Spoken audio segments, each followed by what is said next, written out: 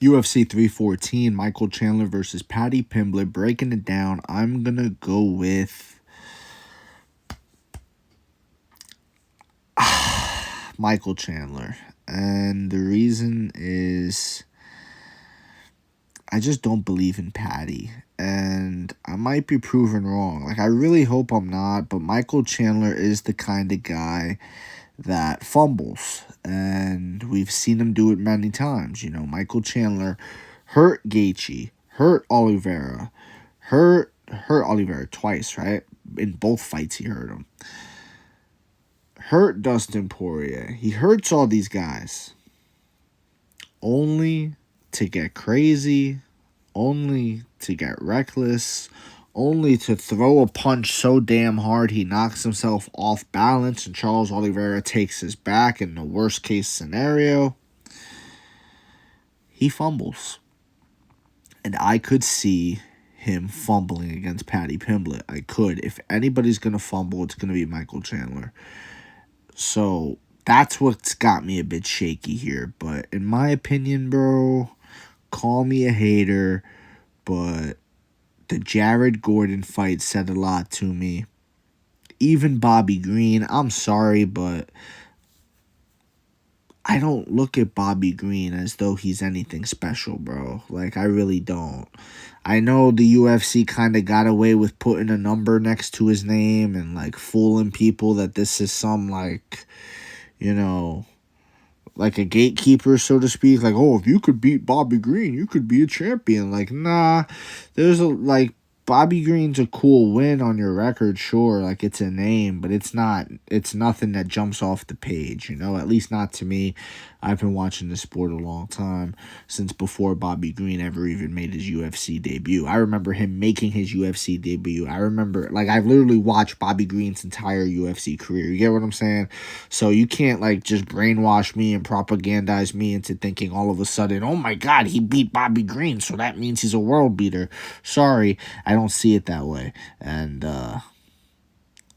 like, come on, bro. Like, I haven't seen it from Paddy to think that he's going to go out there and beat a guy like Michael Chandler. I just haven't seen it. I haven't seen it that he could beat Gaethje, that he could beat Poirier, that he could beat any of these guys. I think he's got a cool gimmick, right? He's got the hair. He's got the accent. He's got all that stuff going for him. He's got a country behind him. More importantly, you know, you put this guy on a pay-per-view with Tom Aspinall. You know, that's something. He's promotable. The fans like him. And with that said, I haven't seen that he could hang at this level. I haven't seen it.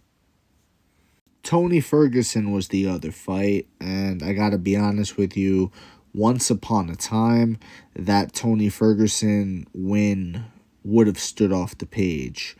In my opinion, Justin Gaethje's win over Tony Ferguson, that's where you can say that.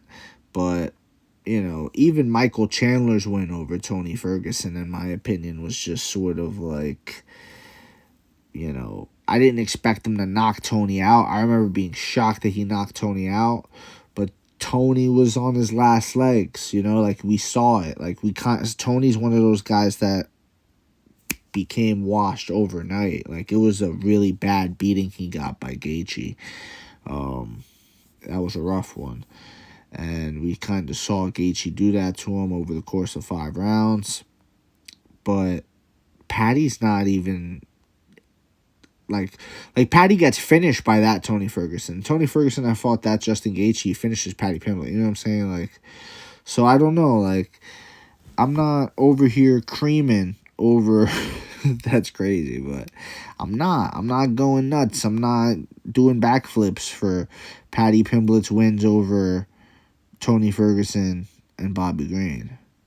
I just don't see it. And I think Michael Chandler's losses are worth more than those wins, to be honest with you, because Michael Chandler's losses all came in valiant efforts that could have gone either way, and it could have been, you know, like, it could have, he could have won those fights, bro. He could have won those fights. He fumbles, you know. He gets so excited that he literally throws himself off balance and does, things that really make a coach and even a fan shake their head and think, damn it, man. Come on, dude. I bet on you, or I'm just rooting for you. So I don't know, man. Chandler, if anybody can Charlie Brown this, right? Like you put the football there and he goes to kick the football and you pull it away. If anybody can Charlie Brown this thing, fumble this thing, let this slip. You got one moment.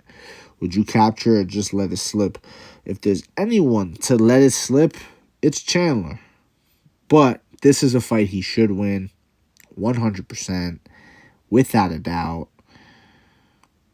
The one advantage area that I see Paddy in this fight is on his back. If Paddy gets anybody's back, they're in for a rough night. That's his specialty. That's his bread and butter. Even his guard, he's got a great guard. You got to give him credit. He's got a great guard. Dangerous guard. Always attacking. The flying submissions. Paddy's dangerous with that, for sure. For sure. But if you could avoid that, if you could stay poised and not get caught off guard and be aware, and, Chandler's been in there with Charles Oliveira. Chandler's been in there with guys like Dustin Poirier, who's also a black belt. I don't know, bro. I just think Chandler should win this fight. But let me know what you think in the comment section below, whether you agree or disagree. It doesn't matter. Just join the discussion, follow for more, and of course, leave a like if you enjoyed the time spent. Thank you. You are all appreciated.